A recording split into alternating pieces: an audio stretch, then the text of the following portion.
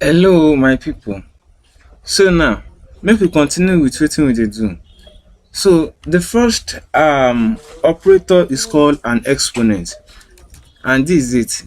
That's how you know an exponent. It's just two arithmetic stuff.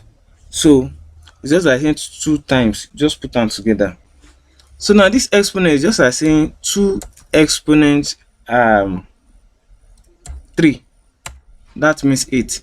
It's if we are saying 2 times 2 times 2. So this is 2 times 2 times 2 like this now. The answer is 8. So you say exponent 4 exponent 5.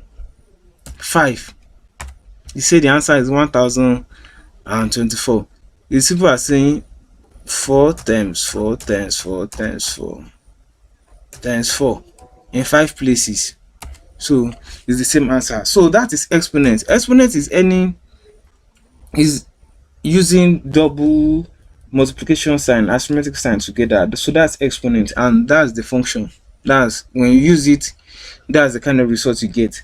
So the next operator is called modulus or remainder.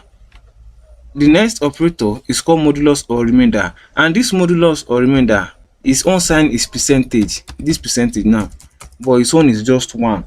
It's not 2. So if you say 22, for example, now if you say 22 remainder 8, I press enter, you get 6.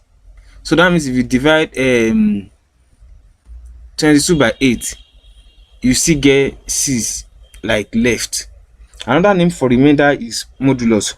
So if you say 10 modulus 2, get 0.